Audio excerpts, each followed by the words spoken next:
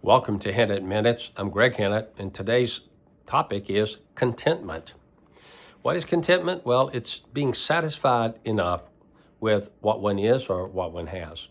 Doesn't mean you wouldn't want something better, but it means you've learned to be content, be satisfied where you are. So this is a very important grace. It's something we have to have if we're going to be a mature believer, if we're going to be an overcomer. You've got to learn the attitude of contentment. And that really is an attitude of letting God be enough. Letting your circumstances, your situation, your blessings, let them be enough. Let them be enough for. That's very possible. And so our text is Philippians 4:11-13, where Paul is testifying. And he's saying, not that I speak in respect of want. He's saying, I'm not complaining about any deficiency in my life, any lack. For I have learned in whatever state I am to be content. So Paul said he had been schooled by the Spirit and he had been educated and he had learned in whatever state he was in, whatever circumstance, whatever situation, to be content. That's a powerful statement. I know both how to be abased, and he was abased in the Philippi jail, grossly mistreated. He was utterly humiliated. And I know how to abound. On Malta in Acts 28, he was an honored guest of the governor.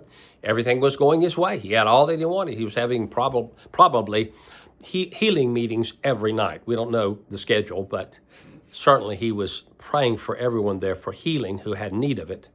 So he would have been preaching the gospel also. And nothing could be more enjoyable to an evangelist than doing that. So he was abounding. He says, everywhere and in all things, I am instructed both to be full and to be hungry, both to abound and to suffer need. I can do all things through Christ who strengthens me. I think he was really saying, I can be content in all circumstances because Christ strengthens me, because of his inward strength. So I'm connecting verse 11 and 13. I believe it's one continuous thought. And we sometimes separate verse 11 from verse 13, but I believe it is one continuous thought. The all things he was thinking about was being content in every circumstance. Now, this is being spiritually minded. And Paul said in the Roman epistle, to be carnally minded is death, but to be spiritually minded is life and peace. When we're spiritually minded, the peace of God is flowing in us at all times, and we're feeling good.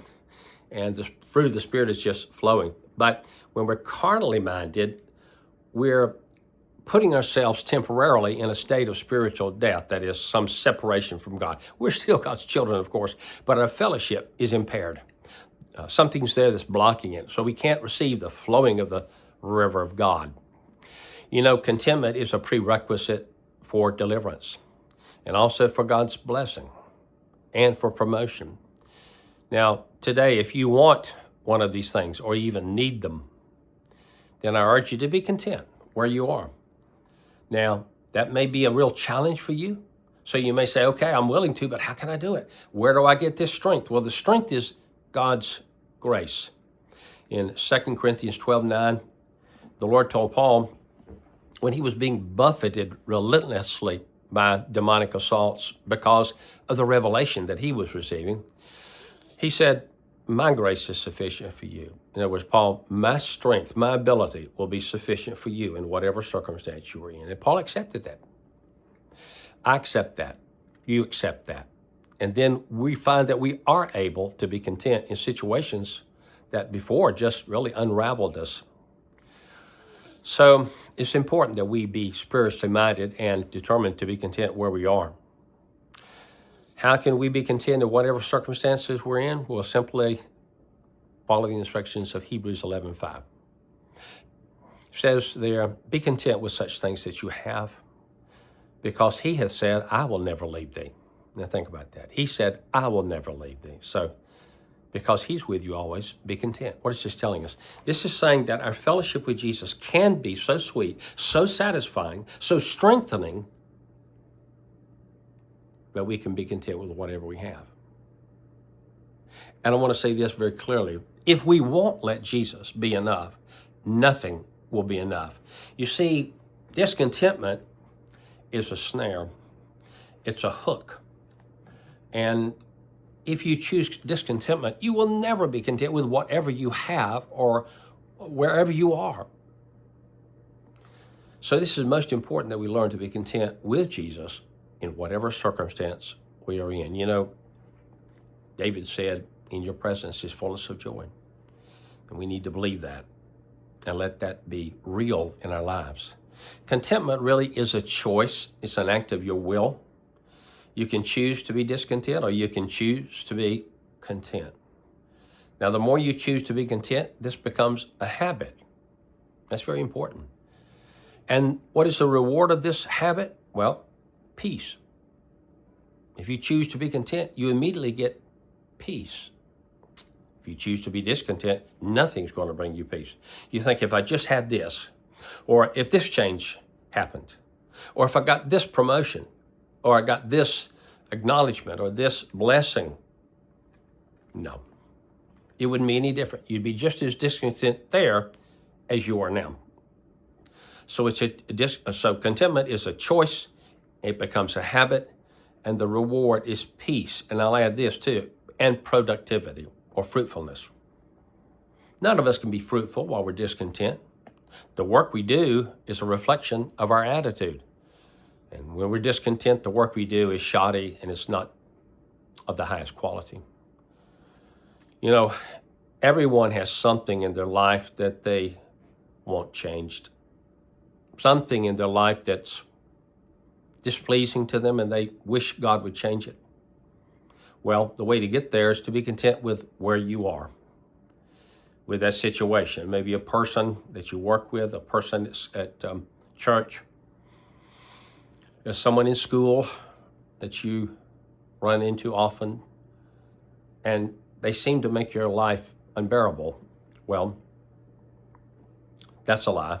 You can be content in all circumstances because Paul was. The same grace that strengthened him can strengthen you. Now, contentment grows in our life, that is the fruit of contentment, as we learn to be content in increasingly difficult circumstances. You know, sometimes it's easier to be content when everything's going your way.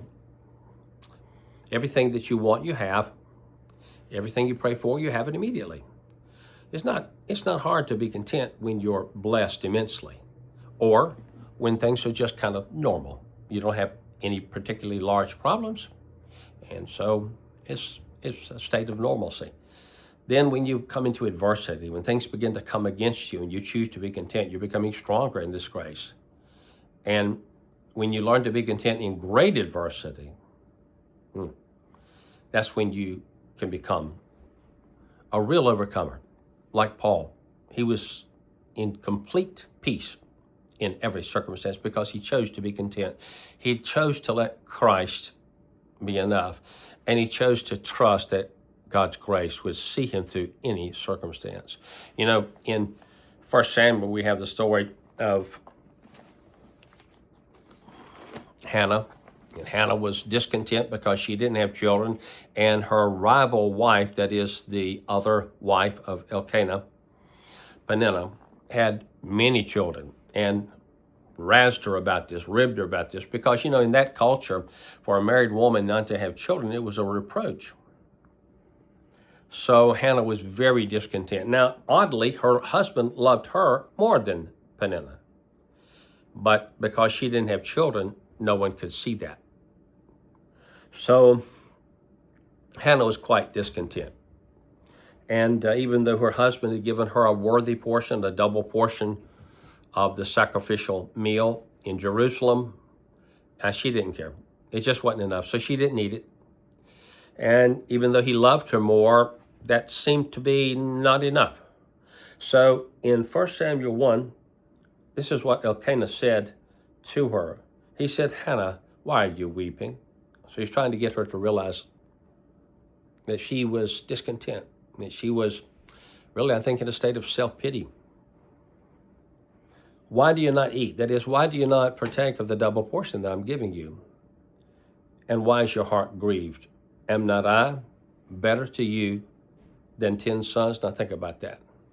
He was saying, isn't my love, my provision, my protection of your life, isn't that better than 10 sons? There's a real lesson here, and Elkanah represents Christ and Hannah the discontent believer. And Christ is saying to you and me today, look, can I satisfy you? Can I bring you peace?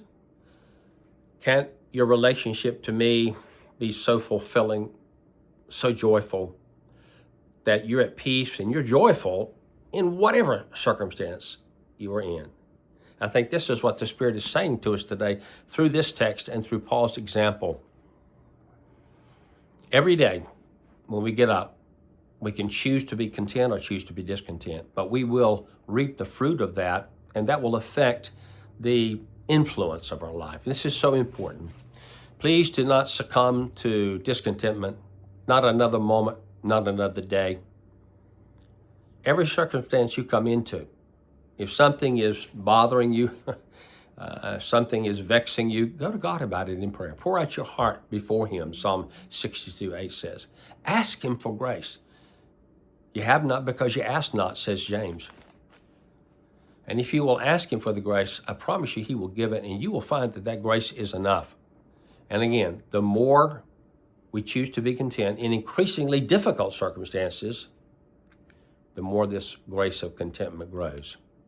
And we are qualifying, or we are ready to be promoted to a higher state of blessing, usefulness, and fruitfulness. So I urge you, don't succumb to discontent today. Choose to be content. Form the habit of contentment in every circumstance, and let God reward you with peace, and then you will be productive. You will be fruitful for Christ.